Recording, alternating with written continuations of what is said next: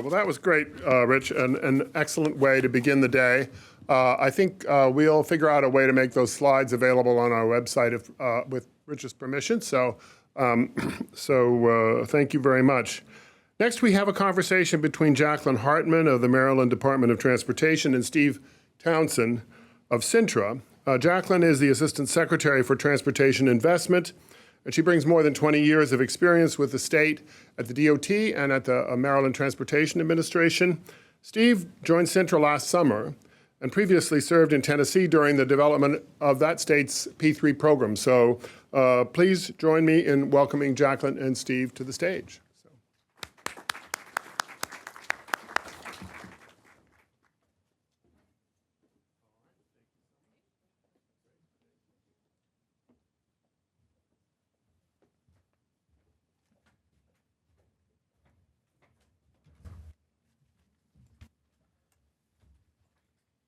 Thank you, Dr. Gifford.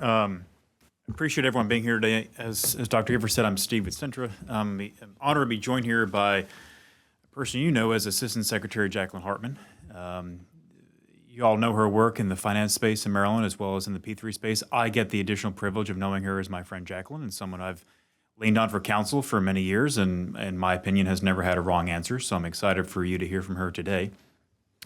This is labeled as a fireside chat.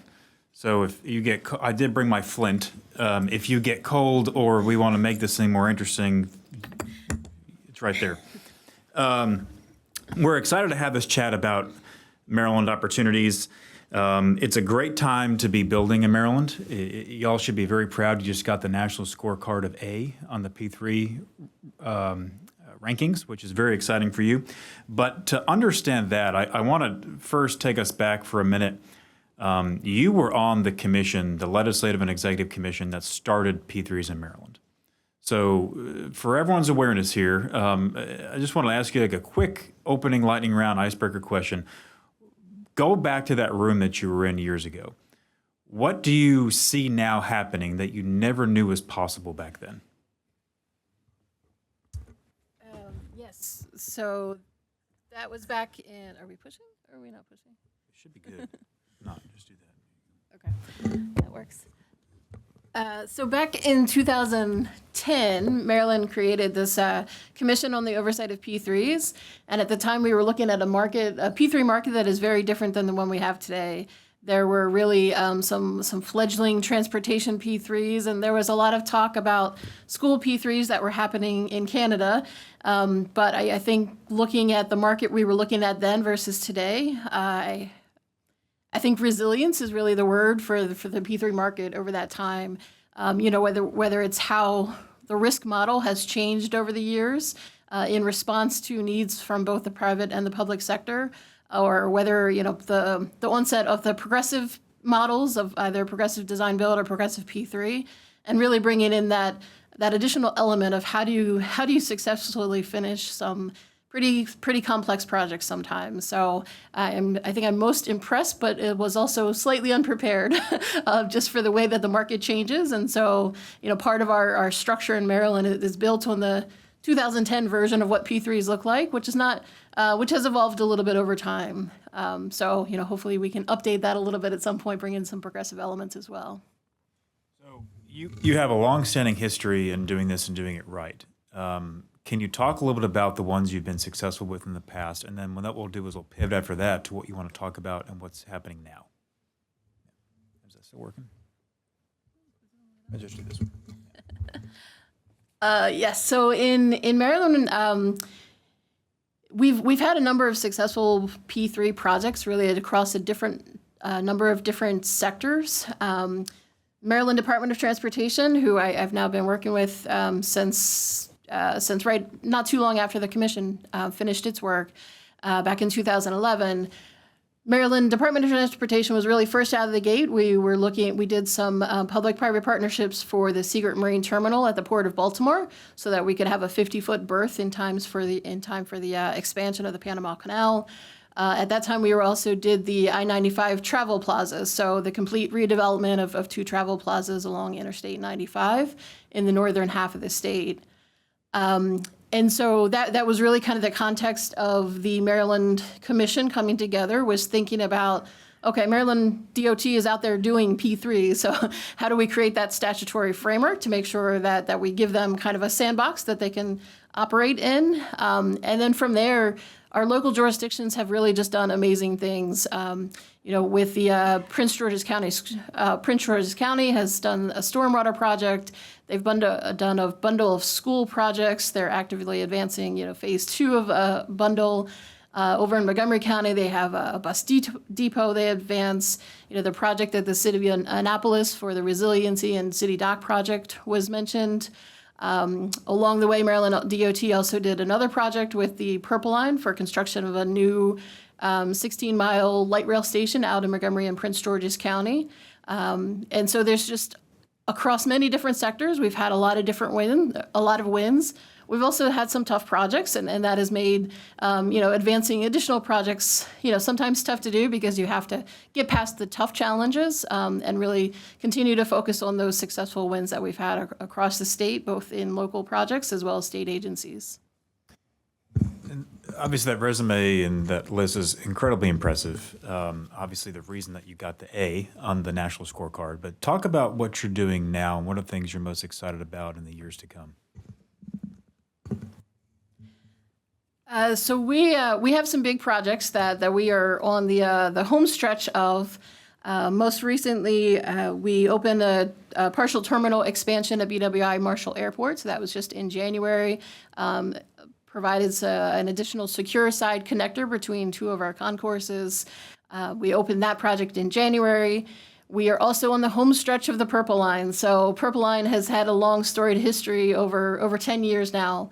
And at this point, we are looking to complete construction this year with testing and advancing for most of next year and then operations starting late next year. We also have the Howard Street Tunnel project, which is also nearing final completion. Several large important pieces of that have now completed and are open. And so there's a lot of large infrastructure projects happening across Maryland that are really just transforming the region. And so those are some of the projects that are wrapping up, but we also have many other projects in various stages. We have a large context of projects in front of us. We're rebuilding the Key Bridge, following the tragic collapse of the Key Bridge in Baltimore. We are actively advancing that project. The Amtrak is also doing its reconstruction of the Frederick Douglass Tunnel, which is another major transformational project for the East Coast. We have a lot of road projects happening as well out on I-81 and US 15, all of those freight corridors across Maryland, really focusing on improvements there. And then we've got some exciting work happening on the transit side in Baltimore as well. So we have the light rail modernization program, which is really a complete rebuild in many ways of the Baltimore light rail system. It will be new vehicles, new stations, new electrical work, new systems. It really is an entire new system that we will be delivering to the to the city of Baltimore. And we are actively in kind of the procurement phases of that now. And along with that is Be More Bus, which is an expansion of services, as well as the creation of a 5th bus division for the Maryland Transit Administration. So billions of dollars of projects are either in the works or coming soon, and it really is an exciting time to think about how we can transform transportation in Maryland. One thing that you and I bonded on long ago was this idea that the needs that are out there are extraordinary and the resources we have to complete those needs are limited. There's a major delta between those two. How are you thinking about advancing those large-scale infrastructure projects, knowing that you have high inflation, high construction costs, extraordinary demand, and, as every state is doing, more limited resources? Yes, I think the chart that showed kind of capital construction costs is a good one, just to show how construction costs are just sky high between inflation and just impacts of labor and materials. Generally, even availability of those things. And so as we have all these great transformative projects that are happening in Maryland, we also have many more that are just sitting on the deck waiting to have a chance to advance.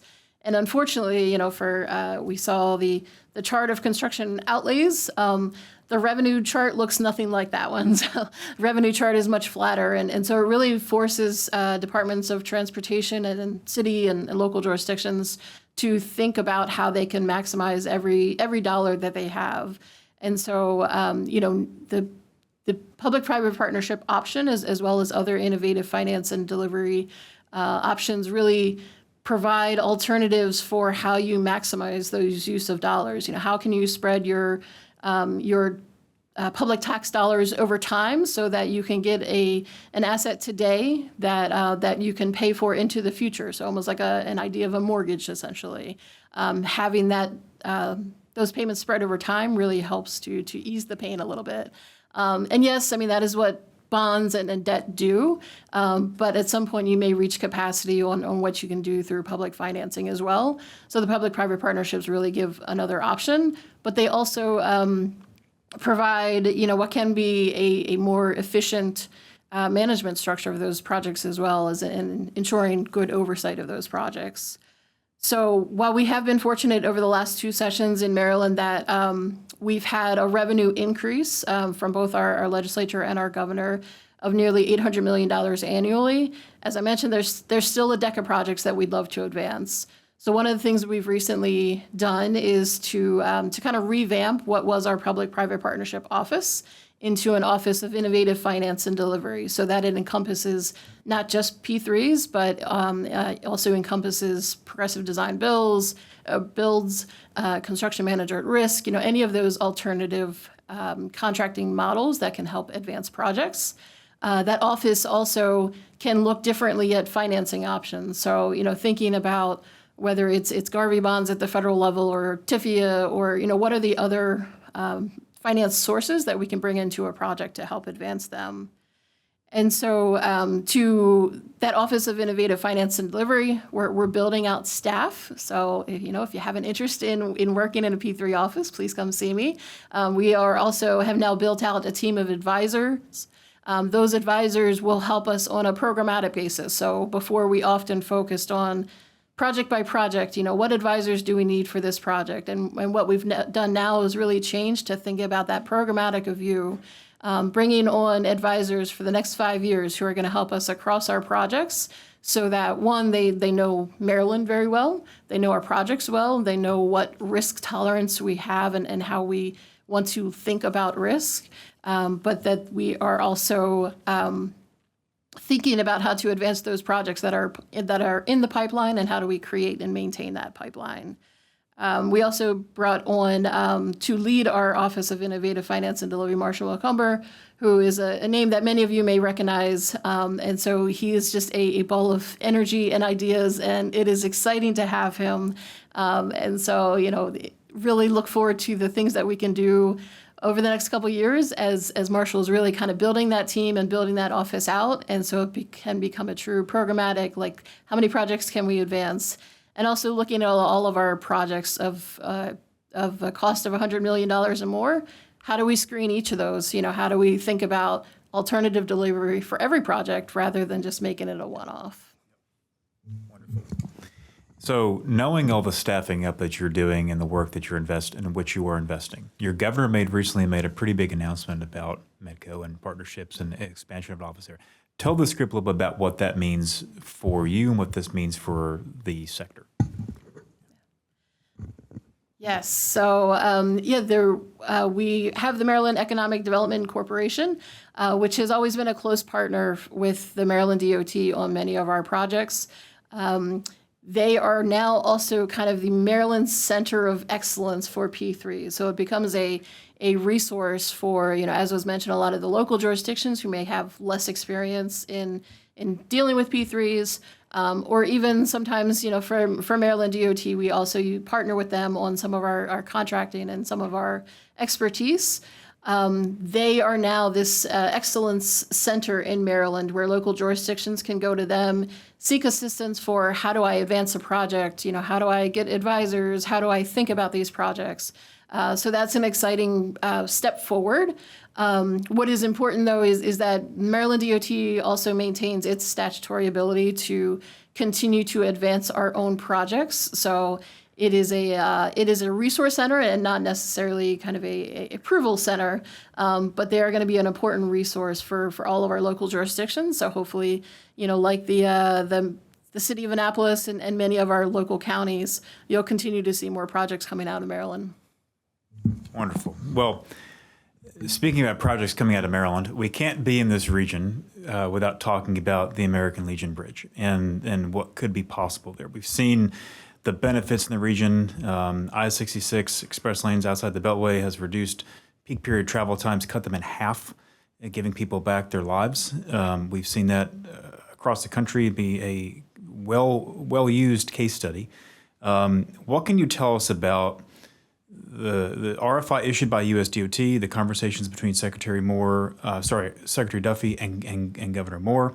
What are your next steps on that? And how do we get that to a place where everyone's happy? Right. Can't come to Virginia and not talk about American Legion Bridge. So yes, the U.S. Department of Transportation issued a request for information about the project. And together we have reviewed those responses. We appreciate, all the meaningful thought and conversations that went into the responses that came in. And so we have reviewed all of those responses, and we are also meeting frequently now, which is, not necessarily something that was happening before. So it certainly has been a conversation starter and an action starter. We were disappointed, though, not to be included in the recent round of Bridge Investment Program grant funds that were announced just last week. We have stated the importance of that grant program to be able to advance our project. So we will have to continue to figure out how we advance that project without those funds. But regardless of that, we do continue to work through some of the preliminary engineering, design work, right-of-way work, permitting, all of those essential ingredients that are required to move a project forward. And so we continue to work through that, as well as preparing for value for money analysis and just kind of redoing some of the work that we had done before, since it now has been a couple years since we last advanced a procurement effort there. But certainly would expect more to be coming this year on that project. Look forward to advancing that one. We realize how tough congestion in the DC region is. I left 2.5 hours early today just to get here from near BWI, just because I know how unpredictable DC traffic is. So fully understand the impact that it has on everyone's lives, and we do look forward to advancing that project and improving congestion in the area. You did a podcast several weeks ago where you talked about the Purple Line, and you talked about some of the opinions in the Purple Line. And one point you made, which stood out to me, was we had a design-build problem, not a P3 problem. Can you talk about how important it is to properly identify a constraint within a larger program, but make sure that that constraint does not define that program? In other words, baseball is great. Some teams are bad, but you should not associate the bad teams with overall baseball. It is a... Can you talk about what we talked about earlier, which was how do you make sure that you don't identify a small problem as a large one? Yeah. Yes, thank you for that. That's certainly been one of the challenges in Maryland. We've had some tough projects along the way. So, Purple Line has had a long, bumpy history. The first go-round of the American Legion Bridge project ultimately did not result in, a path forward on that project.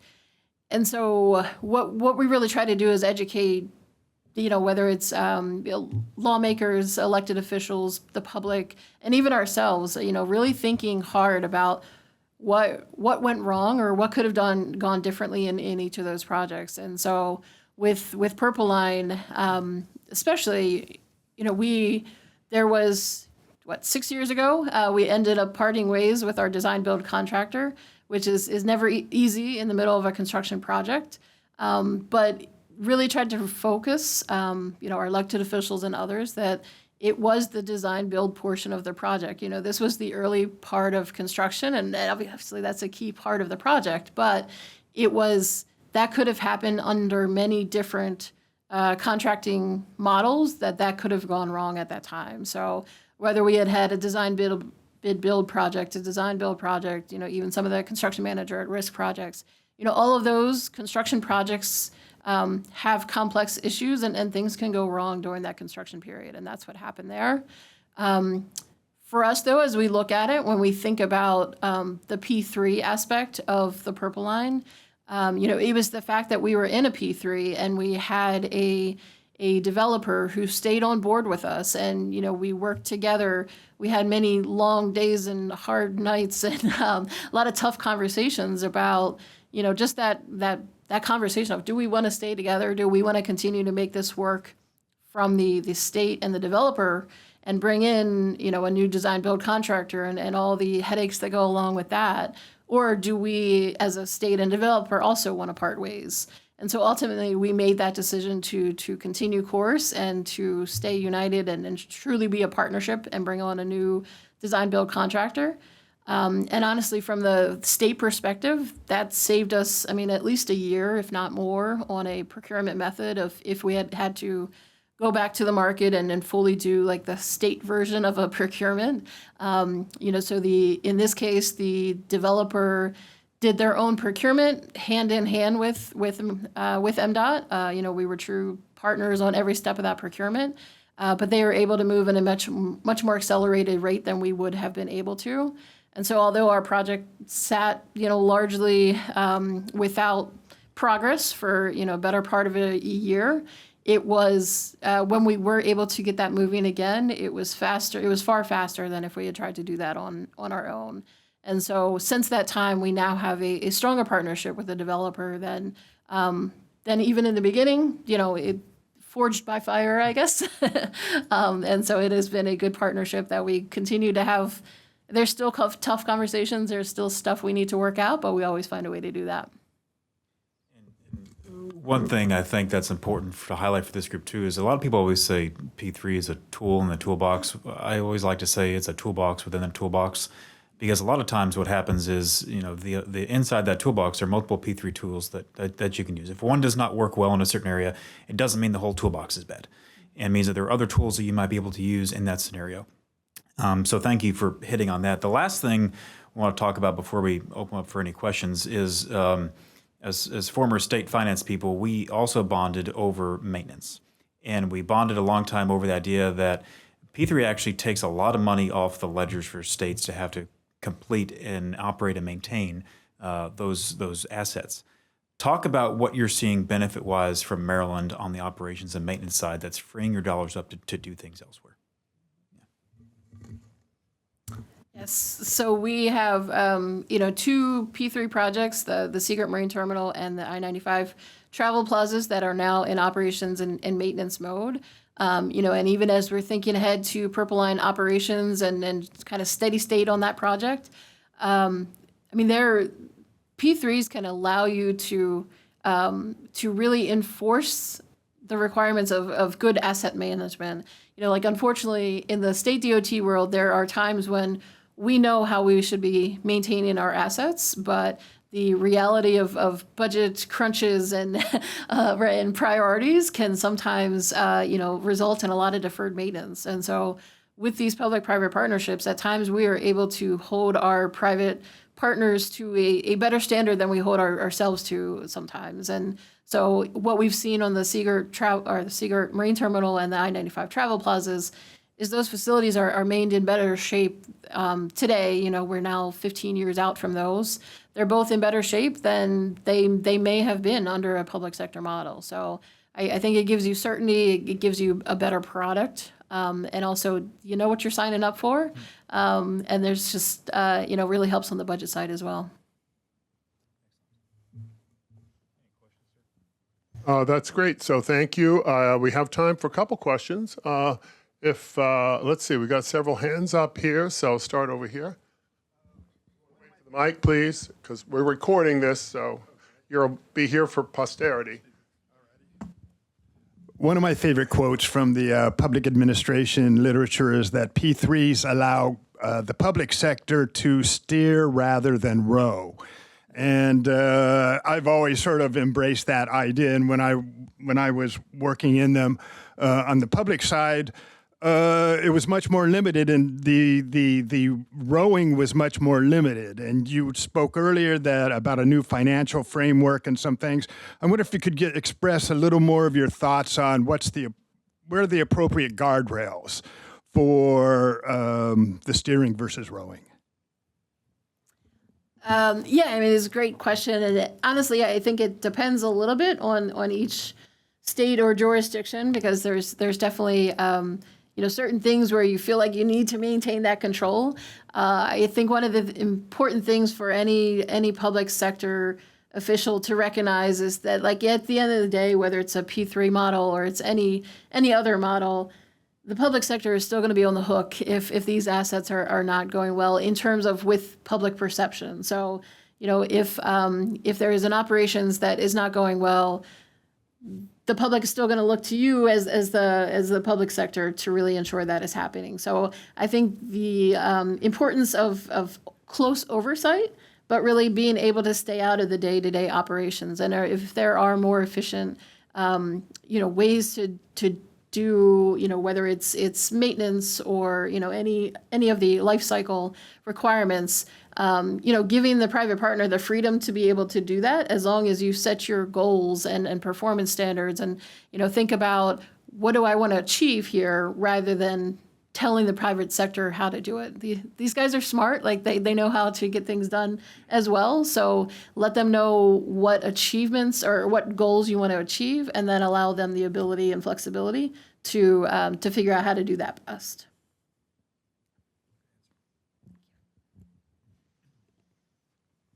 Thanks, sir. Senate Bill 389, that's a transit-oriented development bill. Can you tell us about how, Maryland, now MDOT, becomes landowner for 300 acres, right, of prime real estate across transit-oriented development. So, Bill, obviously, unlocks the potential for MDOT to, they said $1.4 billion in taxes. You reverse that, so that's about $7 billion worth of investment in Maryland. Can you tell us more about that and the P3 opportunities? Sure, yes. Thank you for hitting on that one. I left TOD out of today's conversation, but I just didn't end up hitting it. So yes, there are tremendous transit-oriented developments in Maryland. We just recently launched a strategy plan for our entire Baltimore area of transit-oriented development opportunities. And so we were really thinking about, how do you really get the most out of your transit investment? We're about to put $1.5 billion into our Baltimore light rail system. And so for that really to be most effective, it's also building and rebuilding the communities around those stations as well. That helps, improve communities. It helps drive transit ridership. It helps, bring back tax revenue, as you said, into state revenues. And so we're taking a all-encompassing view of a transit-oriented development, focusing first primarily on the Baltimore region, and then also as Purple Line gets operating, and already we've seen a lot of great opportunities along that corridor. How do we build that out so that we are transforming communities and not just transforming stations and infrastructures? The departments of transportation have a role to play in communities that I think is far beyond what we've seen in the past. And I'm sure Steve has seen that as well. Okay, we'll do one more quick question, please. Thank you. Thank you for being here. Really learning a lot since I'm new to this. The state of Maryland or Virginia, well, actually any state, has dozens or hundreds of projects that they potentially can do. How do you determine, or what is the decision-making process or steps in determining what's a good P3 project? Great question. I think it may depend a little bit on each jurisdiction, just in terms of kind of size of projects, but I can speak generally in Maryland to how we're thinking about our projects. So we're really thinking, part of it's just size. Generally you don't want to take a project of, I don't know what today's number is, I guess it's somewhere around 25 million of just the work that it takes to really do a P3. You want to make sure it's kind of a sizable project. In Maryland, we're looking at all projects of $100 million and higher to really think about that. Those are the places where we feel there could be a potential benefit from innovation. And innovation is really the second driver. Like, is there an ability for the private sector to really think differently about your project, to do something differently, to bring in an element of creativity or better performance standards than the public sector may be able to do alone. If you just have a tried and true bridge replacement and you're going to give them all the specs, then that's not necessarily a chance for innovation from the private sector.